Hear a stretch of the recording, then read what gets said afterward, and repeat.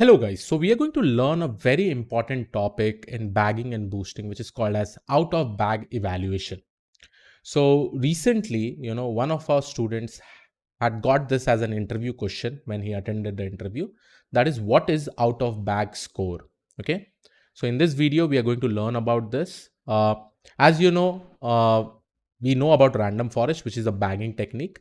Now, with respect to random forest, we'll try to understand what is out of bag evaluation. Okay. So let's consider, I hope everybody knows now what is random forest, since I've already recorded a video on that. So let's say that this is my entire data points. Okay. This is my entire data set, and let's consider I have D data points. Similarly, over here, let's consider that I have M features. Okay. So these are nothing but these are my data set. Okay. My data set to train our model.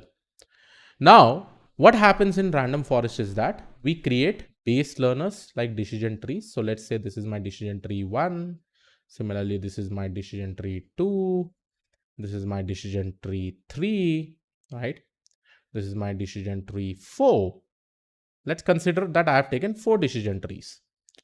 Now, with respect to each and every decision tree over here you can basically see that what happens in random forest, we do two important things. One is row sampling with replacement. Okay.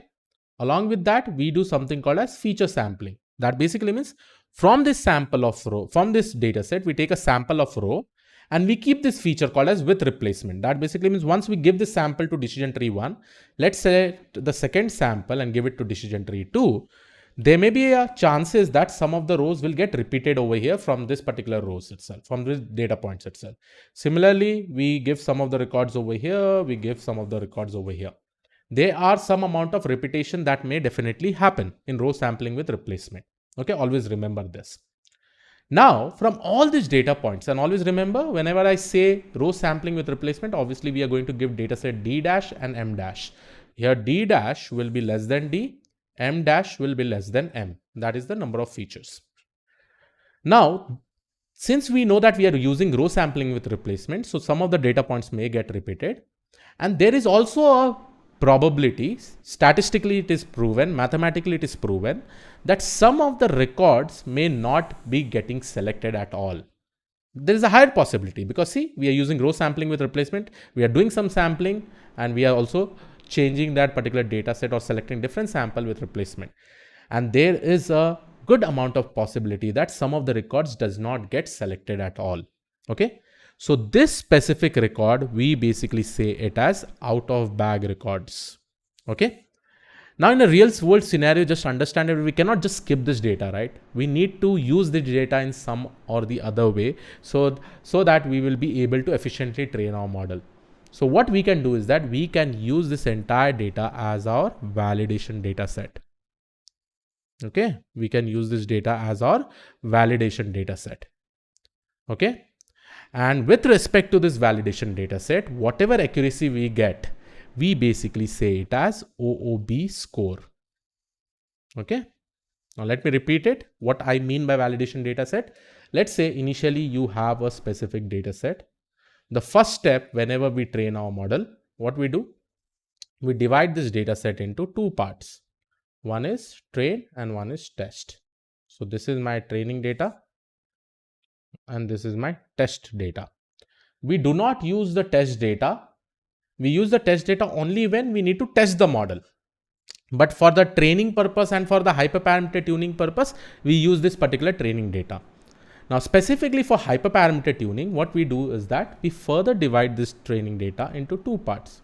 One is train and one is validation. Okay. Train and validation. Train and validation.